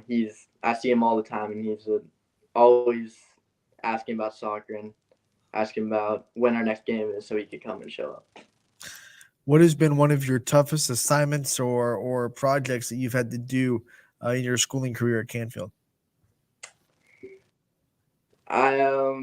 Last year we had a big research essay that I did on like the benefits of waking up early, and that was we got a ton of time in it, but it was very difficult, and a lot of the research articles are long, so we had to be thorough and pick out all the information we wanted for our essay. So obviously you're getting up early for school. What time are you waking up then in the morning? It all depends on what the night was before, I guess. Like sometimes we have late games, late practices, so like 6:40. I try to always make it around 6:30 ish, but sometimes I gotta lay in bed later. Just get that extra rest. You got to hit that snooze button a couple times. How many alarms do you have to set to make sure you're up by that time? Usually just one. I don't really fall asleep after. I'll really just lay in bed and like look up and just try to get the energy to get out of bed. What do you think is the hardest part of soccer that a lot of people may, take for granted? The hardest part? Yeah. I would say the need to like find an opening for a shot or a pass. Like you have to be aware at all times where all the defenders are and keep your head on a swivel. So if you're not looking around, there could be a defender right on your back and get the ball taken from you. So you just have to look around at all times. What about the biggest misconception about soccer that you think people have? I think it would be that the games aren't physical and that people will just go down randomly because they get touched a little bit. But obviously some of our games are physical and cards do show sometimes. Almost every game there's at least one card. And they could turn to battles. Like all our AAC conference games basically turned into battles, and they turn rough sometimes. What are some go-to hobbies you have after like a tough night, or something you like to do when you're at night and you just want to relax? Soccer's a lot, school's a lot. What are some things you like to do just to kind of sit back and relax? I really like to watch TV shows. I really like Rick and Morty a lot, so that comes out every week. And then I also like to just hang out with my friends. I like ice cream and everything, so me and my friends will go out and get some. Or I always like to, even outside of soccer, I'll still like to just go and have a light training session with my friends because I think that's just fun. Favorite episode of Rick and Morty? Go. I probably like the Mr. Meese's episode. Yes. And Yeah. Mr. Meese, look at me. Mm-hmm. Yep, there you go. That's good. Ethan, thank you so much for taking the time to join us today. And before we let you go, I just want to give you the chance to shout out your support system and all the people that have been there for you throughout the years. I think it's all my teammates and all the years past who have helped me out, and all my coaches from club soccer to high school soccer, and my family. And I appreciate all the teammates I have, and they help me out the most. All right. Thank you again for the time. We love talking to you. We wish you the best of luck in the tournament and in all your future games. And we look forward to talking to you again real soon. Yeah. Thank you for having me. You got it, bud. Ethan Mullichak from Canfield, a junior captain, joining us on Running Point, and we thank him as always for his time. A great captain, great leader for the team, and not too bad of a soccer player himself. No, I've seen him play a lot. I mean, the dude's legit. Ball handling skills, him as well as the other captain I was talking about, Ben Kovac, have kind of led the way. I've been able to call 4 or 5 Canfield soccer matches this year. And, this is a team that is really good. We talked about the 6 ties, and, Ethan even said, hey, if we get to that overtime period, I think we've got a chance to net a couple more goals and take some victory. Right. So, I think that's going to help a lot in the postseason because, it's tough to tie. I mean, you play a long match. The last thing you want to do is tie with a team, especially against Howland. That's for the conference championship. And when you look at it, both teams undefeated in the conference. It's just one less tie that Howland had. And, that's how they take home the victory. So I think this team's going to be motivated towards the postseason. I think they got a great draw getting the bye as a number 5 seed. Obviously, he talked about it a little bit that they're going to have a long week off, right? I mean, their last match was Howland. They have till next Saturday to get ready to prepare and play that match in the playoffs. So, hopefully they come out, they're healthy and they're fresh. And, I think this is a team that can make a pretty good run. It'll be exciting because once you get to the district semifinal, we're going to have a chance for a little battle of 224 between Canfield and Poland. That'll be fun because both teams are itching for a district championship. We've had a chance to talk to Noah Huda earlier this season. He wants it bad. He hasn't had one yet, and he's one of the best players in the coverage area for sure. So he wants it bad. Canfield wants it bad. If that happens, it'll be a very fun matchup. You can't ask for more. No, you can't. That'd definitely be a site you got to go to. That'd be a to be determined site. So it'd definitely be. I hope somewhere they would do it somewhere locally because you would get a great draw from both communities in a district semifinal between 2 rivals that haven't played each other in the regular season, with Poland playing the majority of their matches in NE8 play. Canfield has played a lot in the AAC. So that would be a really good matchup. 2 offenses that are really good that score close to 3-4 goals a match. It would be a battle from start to finish. Yeah, people forget you only get 17, max games of soccer.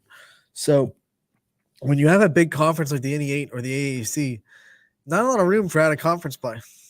And you don't really get, you get tested in the league, but you don't get a lot of chances to go outside of it and play. Obviously, Canfield and Poland both got a couple of chances, Gilmore Academy, Kenston, things like that.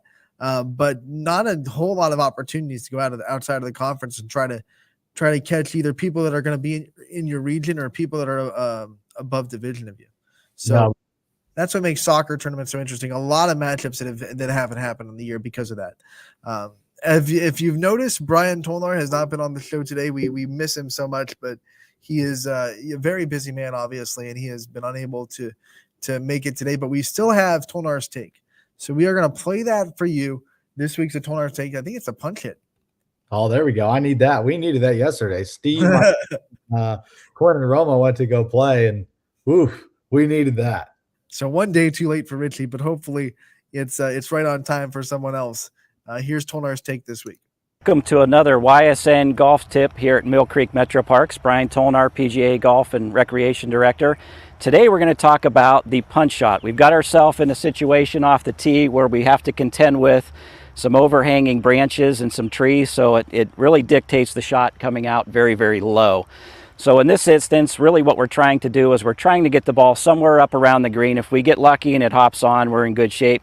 But the key is to leave it somewhere short, somewhere straight in front of the green where the tree limbs don't come into play. So the first thing we're going to talk about is club selection. I have about 100 yards here. I normally would hit a sand wedge of some sort into this hole, but because we need to keep it low, I'm changing over to a 5-iron. And this 5-iron is going to allow us to have a loft that's lower that comes out a little bit more hot and running. From a setup standpoint, we're going to do a couple different things. As I set up, you'll notice 2 clubs laying on the ground here. A normal 5-iron, if I was making a full swing, the ball position would be positioned here. But because we want to hit this shot a little bit lower, we're not going to move it all the way back in our stance. We're going to move it to the center of our stance. That'll get the ball flight down a little bit lower a lot quicker. Now, the further that we move it back is going to really indicate how much spin to get the golf ball up into the air, so it's important to play it in the middle and no further back than that. So as we make this swing and I move the ball position more back towards the center of my stance, a couple things I'm thinking about. We want to ensure that this golf ball is going to come out low, so we pick the 5-iron to do that, but we also want to make sure that we're finishing low. A lower finish is going to dictate a lower ball flight. A higher finish is going to have that golf ball go up into the air. So because I'm 100 yards, I'm going to take a little, what I call a hip level swing, kind of from back here to follow through about here, and this should keep the ball flight low. And if we're lucky, we'll get an opportunity to have it bounce up on the green. But if not, we want to make sure that we're right in front of the green to give ourselves that pitch shot to be able to get it up and down for par. So as we hit it, we want to go just nice and slow speed. We don't want to go very, very fast, because faster that you go puts more spin on the ball, and the more spin that you put on the ball will get the ball up into the air. It should look something like this.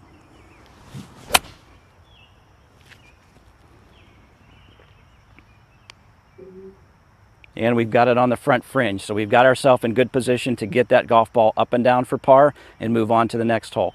For more tips like this, check out YSN Live or contact us at Mill Creek Metro Parks, millcreekmetroparks.org, 330-740-7112.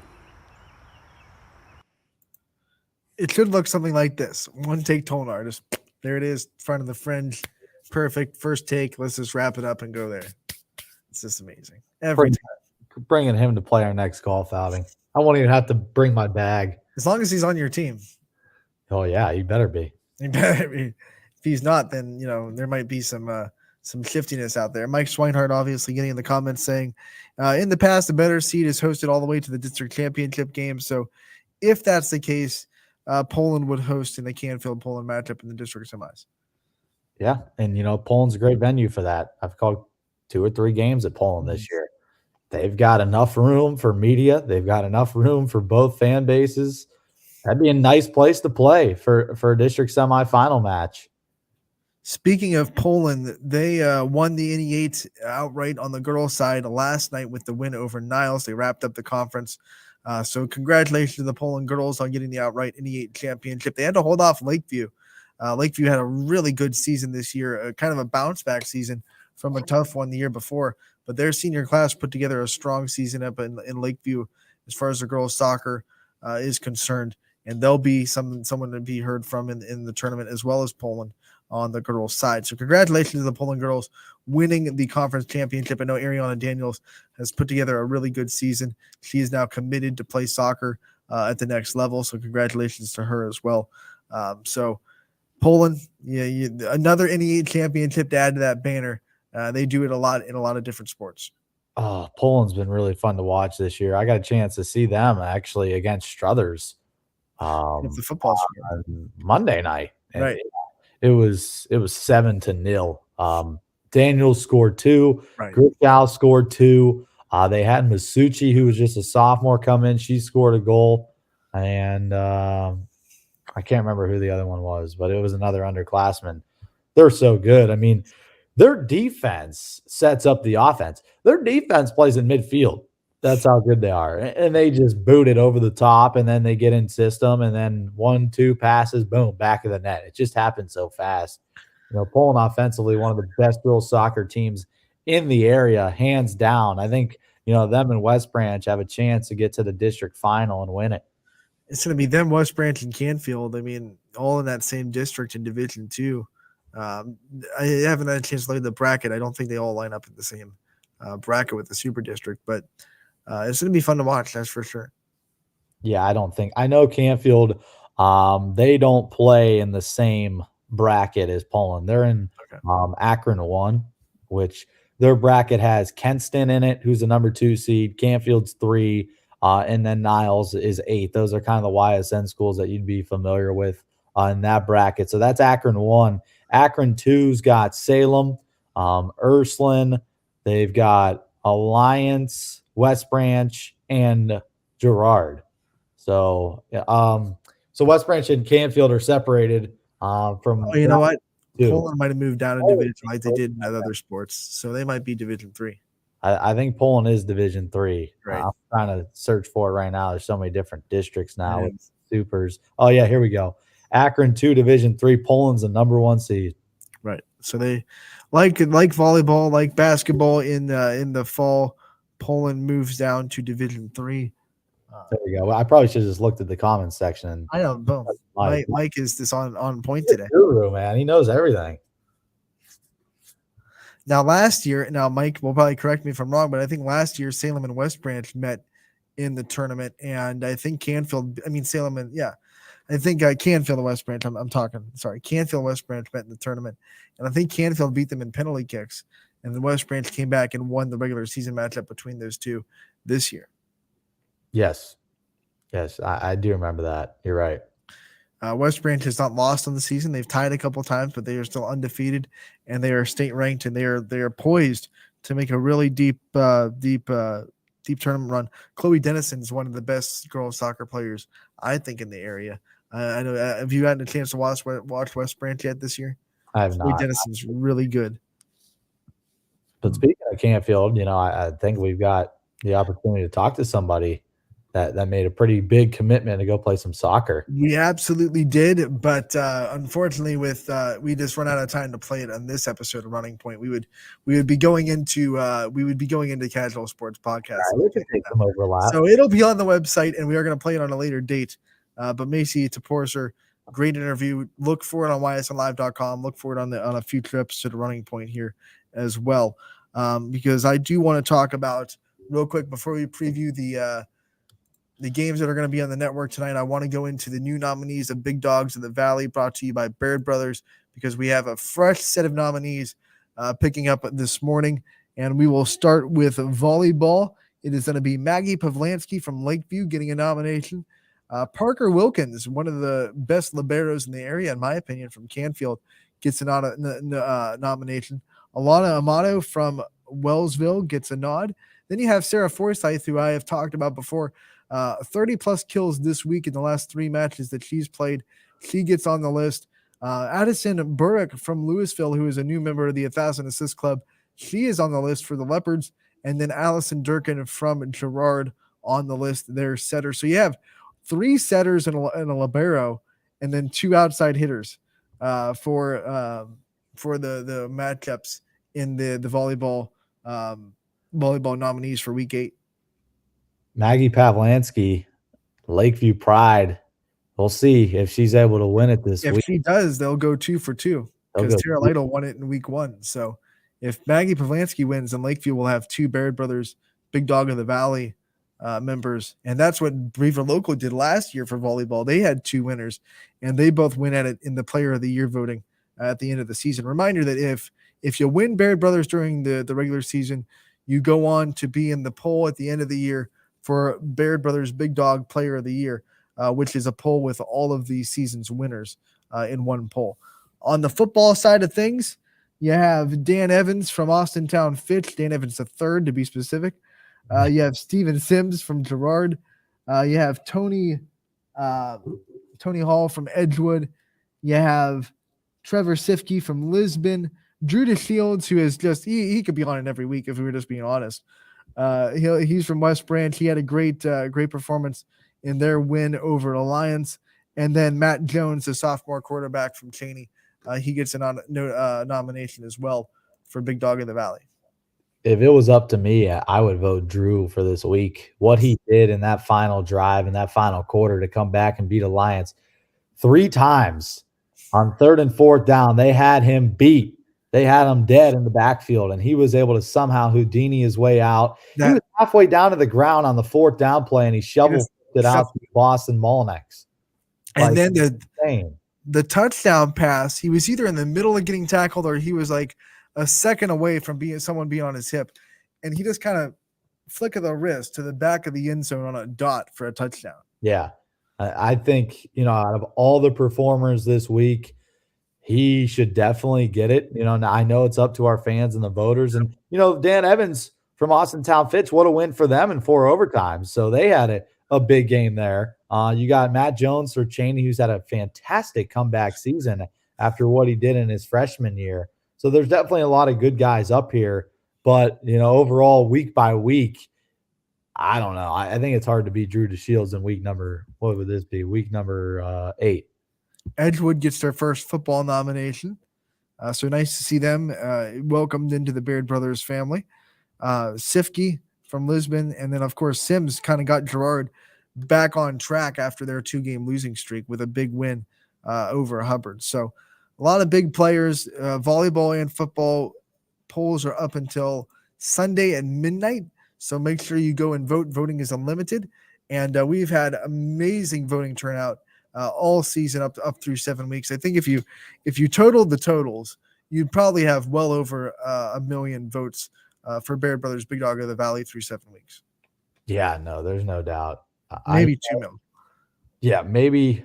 Well, it's definitely 1 mil. It's definitely more than 1 million for total votes through 7 weeks when you combine volleyball and football. 2.7. I was looking at it yesterday. Total? Yeah. There you go. Geez, shattered 2 million. Yeah. No, it's over 2 million. Kind of shows the fan bases that we have around this area. And give credit to a lot of the smaller communities who have dominated some of these polls the last couple of weeks. They've done a fantastic job of, all coming in full force and, everybody getting on their computer and their phone and voting for their respective athlete. And, we've seen a lot of the smaller communities come out on top this year. We've gotten all the stories from like teachers that say study halls are full of kids that are just sitting there on their phones voting. I've gotten a couple of stories of grandparents that have kind of borrowed their kids' phones so they can sit there and vote during family visits. Like, hey, we're going to see grandma, but she's going to be on her phone the whole time voting for Johnny for Baird Brothers Big Dog of the Valley. So a lot of funny stories. A lot of people are really invested in big dogs, and we love to see it. Goal, hey, let's get above 3 million. 300,000 total votes. Let's do it this week for football and volleyball. It would be awesome to see that for sure. Let's go over real quick before we get out of here the games at a glance and what we have on the schedule tonight. Live interviews first before we go into games. Richie, you're going to be at Coco's Pizza with Canfield with Coach Pavlansky and more seniors on this Canfield football team. 28. We're trying to knock them all through. We're trying. We're trying. Jack and Sam Bixel are going to be on. Matteo Riccardi is going to be on as well. So we finally have the 3 that are complete this week. So you got Bixel, who's a defensive back, Sotak, an offensive tackle, and then Mateo's a noseman. He's also on the kickoff return team and, a lot of the special teams units. So we're getting close to getting all 28 of them in. I think we got one more week where we need to get, I think, 3. I counted 3 or 4 that we need to get in for all of the Canfield seniors. So, yeah, I mean, I think we got 2 weeks left at Coca's Pizza, so it should be enjoyable. 2 weeks left. That's insane that we're at week 9 already. I know we started before week 1. So we have that with Coco's Pizza in Canfield. Also at Sam's Wedge Inn at 7:00. Steve Leslie will be there with Fit Falcon Football Show. Here's who he'll have. He'll have TJ Parker for week 9. He'll have Johnny Ruggles, the senior wide receiver and defensive back. Jashawn Barrett, a linebacker. He'll have Christian Latone, a linebacker as well. So he'll have 3 players and Coach Parker at Sam's Wedge Inn tonight at 7:00. Live interviews for Austintown Fit Football as well. So look forward to that. If you're in the mood, go to Sam's Wedge Inn. It's their 3rd week of doing Fit Football there, and we've done nothing but good things from there. So volleyball tonight, Middle Ridge at Lakeview. That's a big one. Matt Morrison making the call. Let's go, Matt. I'm going to be tuned in. You know that. So let's go. I'm gonna have some fun tonight. Alliance will be at Louisville tonight. Bob Burke gonna have the call. That's a 6 p.m. first serve in Leopard Country. And then we have 4 soccer games on the network tonight. Ursuline at Cardinal Mooney. Don Pogovich and Robert Urbach will be on the call for that one. That is a 6:30 start. Did your sheet just go down? Yeah, it just went blank, and then I had to reload it. So that was weird. I think we lost a soccer game. I think that's right. I think it was edited because we had 5 and now we have 4 in the girls' soccer. Howland and Boardman will be playing. That'll be Matt Mayer and Jordan on the call there. South Range will be at Niles. Brian will have the call for that. These are girls' soccer matchups, by the way. And then Lakeview will be at Poland. That's a 5:00 matchup there. So 7:00 for Ursuline and Mooney, 7:00 for Howland and Boardman, 7:00 for South Range Niles, 5:00 for Lakeview Poland. One boys soccer matchup on the night as Ursuline and Mooney will play each other as part of the boys-girls doubleheader in the Holy War. So Don and Robert will have the call. Don and Rowan, will have the call there at 6 and 8:00 for the doubleheader Holy War girls and boys soccer. So a total of 5, 6, 7 games on the network tonight between volleyball, boys soccer, and girls soccer, plus live interviews at Coca's Pizza and Sam's Wedge Inn. It's going to be a fun Wednesday. It's always enjoyable Wednesday, right? I mean, you got live interviews everywhere. Tomorrow we're going to have the Mineral Ridge show from the Post Office Pub. Already knocked out Ursuline at the Golden Dawn. Did Legends yesterday for South Range. So we double dipped Ursuline this week, because we had volleyball on Monday and then the football show last night with Coach Reardon. Yep. Yeah, Golden Dawn. Got a chance to go there yesterday. Kind of wanted to experience it firsthand. It was awesome in there. I mean, what a great little spot just off the campus of Youngstown State for all the Youngstown State students that are looking for a quick bite to eat in between classes. You could either take a bike or you could even walk from some of the buildings and get there within 5 minutes. It's a nice spot, no doubt. It's awesome. They've got a good variety of food.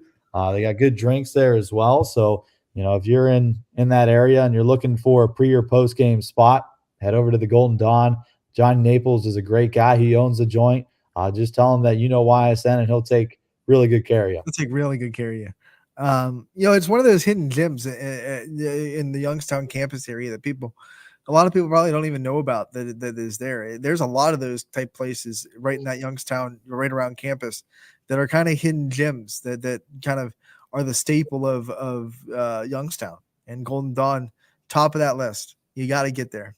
It's awesome. And if you ever need to work on anything, every single booth that they have there has an electrical outlet, which is perfect. I'm going to go write my novel like a Starbucks writer in the 2000s. Laptop. Go to the Dawn, charge your phone, charge your laptop. You're good. What are you doing? I'm writing my novel. It's about 2 sports broadcasters that I couldn't think of anything else on the fly. I'm not that creative on the fly. I couldn't do it. Sorry. I just let everybody down. Let the team down, coach. Oh man. So on that note, Richie, I think that'll do it for Running Point. We can't do anything after that. We're done. No, that's done. That's done. So Casual Sports Podcast will be coming up next from 2 to 3. We'll have the Power Hour from 3 to 4. You'll be with DJ. We'll talk more about the computer rankings and the Big Dog nominees and a bunch more on Power Hour as well. 7 games on the network tonight. Head over to ysnlive.com/live for links to those. All free thanks to our wonderful sponsors. And then we have the live interviews at Coco's Pizza and Sam's Wedge Inn tonight as well. So this has been Running Point.